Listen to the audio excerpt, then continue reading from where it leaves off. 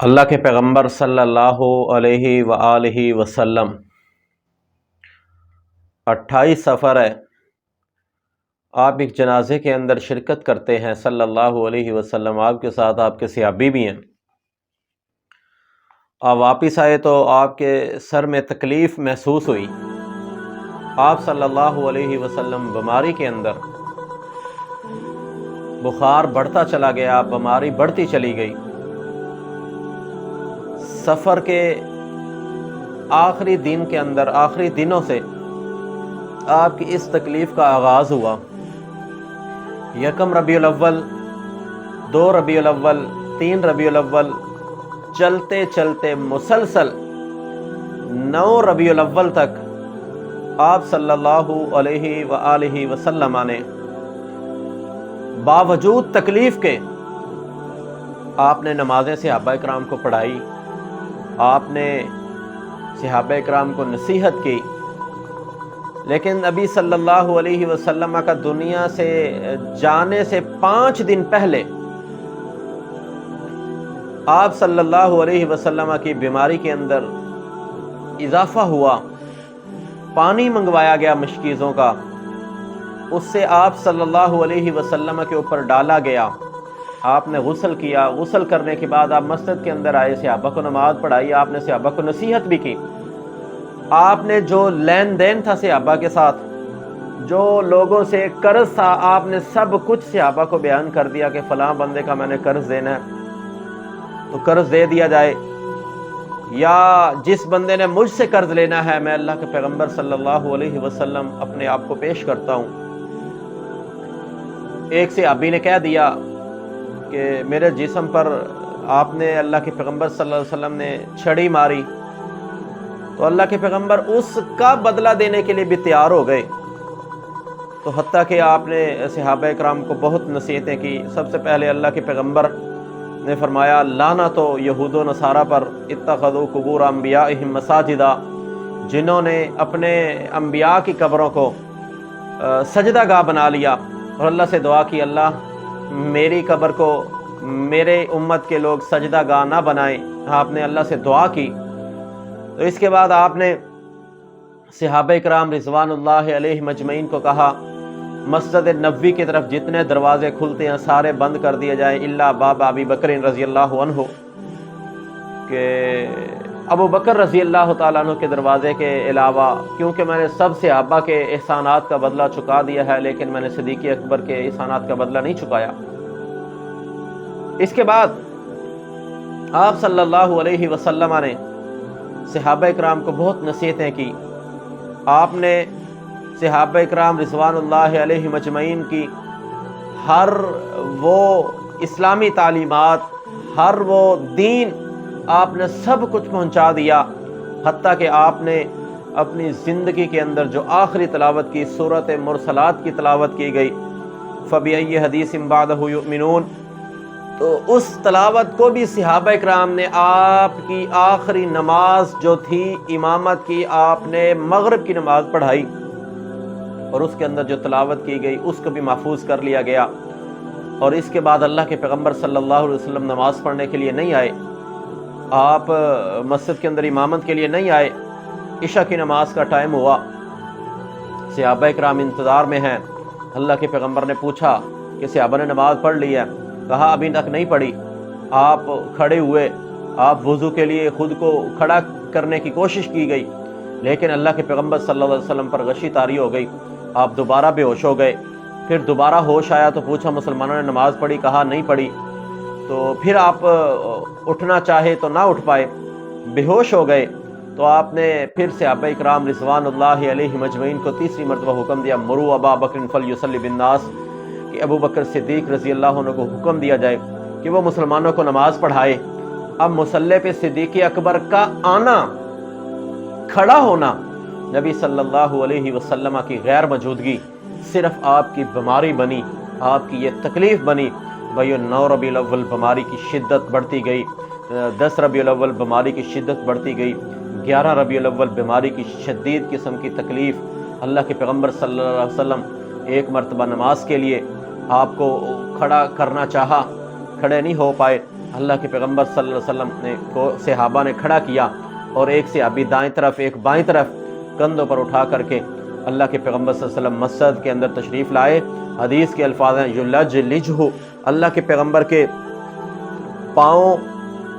آپ کے پاؤں کے نشان زمین پر بن رہے تھے، آپ کو مسجد کے اندر لایا گیا، آپ صلی اللہ علیہ وسلم نے نماز پڑھی، تب صدیق اکبر امامت کروا رہے تھے، پیچھے ہٹنا چاہا، آپ نے منع کر دیا، لیکن محبوب پیغمبر صلی اللہ علیہ وسلم اتنی تکلیف کے باوجود آپ نے بھائیو 11-12 ربیع الاول آپ نے گزارا۔ 12 ربیع الاول کی صبح نبی صلی اللہ علیہ وسلم فجر کی نماز سے پہلے آپ نے صحابہ اکرام رضوان اللہ علیہ مجمع مسجد کے اندر آنا شروع ہوئے۔ اب جماعت کھڑی ہے، آپ نے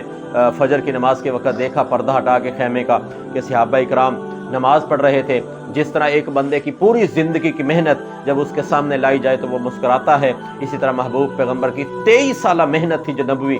آپ کی وہ محنت صحابہ اکرام کو دیکھا کہ وہ ایک ہی صف کے اندر غریب اور امیر کھڑے ہیں، ایک ہی صف کے اندر نبی صلی اللہ علیہ وسلم کی سنت کے مطابق نماز پڑھ رہے ہیں، تو بھائیو اللہ کے پیغمبر کا چہرہ پہ مسکراہٹ آئی، آپ کے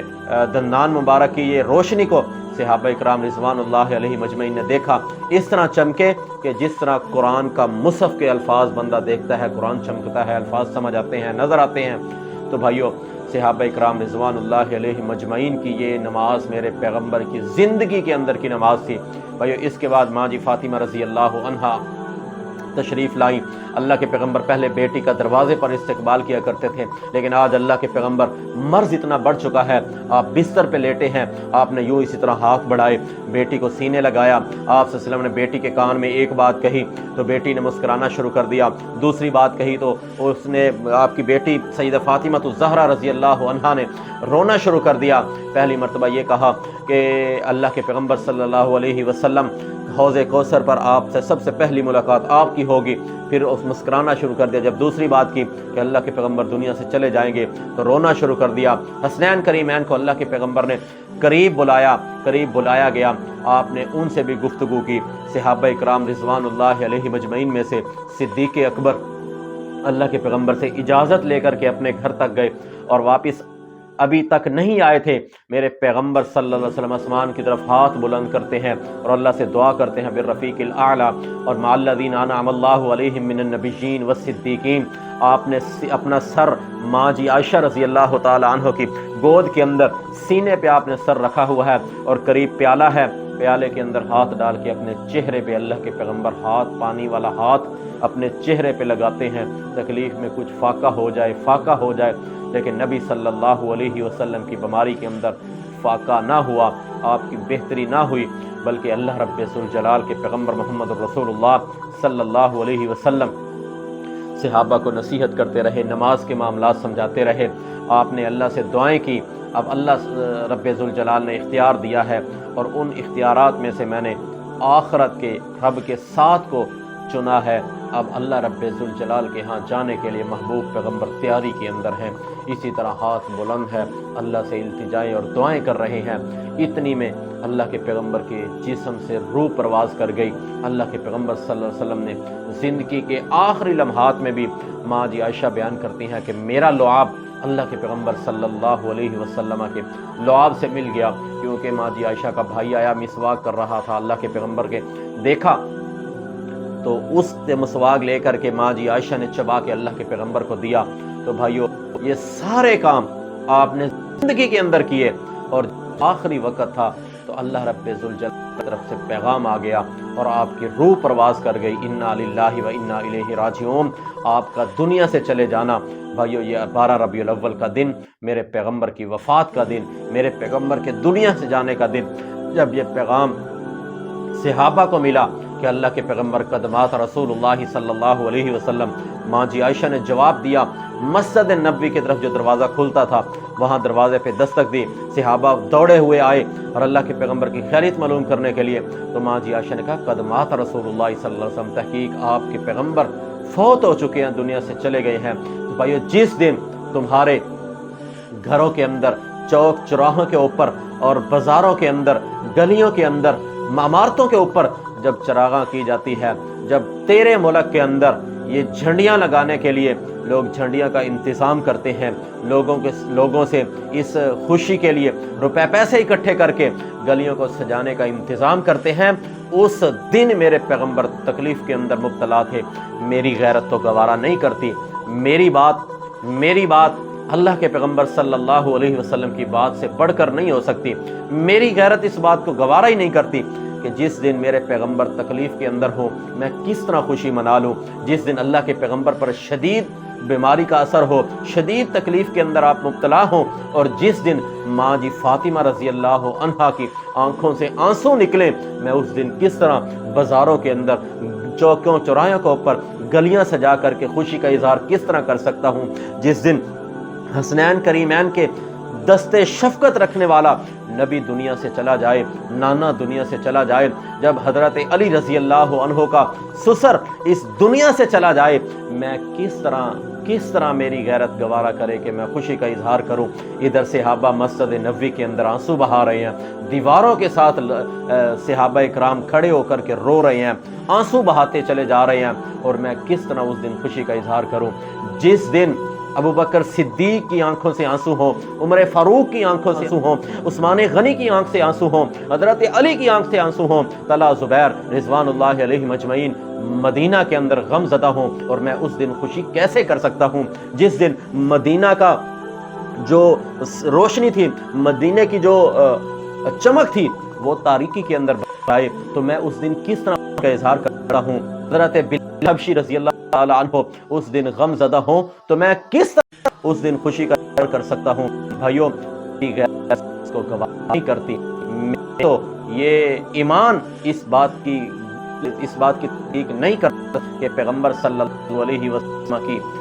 حیات، آپ کی آج، آپ کی بیٹی، آپ کے داماد، آپ کے صحابہ اکرام غم زدہ ہوں، پریشانی کے اندر ہوں، تکلیف کے اندر ہوں، مشکلات کے اندر ہوں، آپ کی جدائی کا غم برداشت نہ کر رہے ہوں، تو میں اس کس طرح جھنڈیاں لگاؤں۔ اللہ تعالیٰ ہمت اور توفیق دے کہ ہم سنت کے مطابق زندگی گزارے، ہم اللہ کے پیغمبر صلی اللہ علیہ وسلم کے اس جدائی کے غم کو نہیں سکتے، ہم خوشی کا اظہار نہیں کر سکتے۔ یہ تیرا یہ شعر مبارک ہو،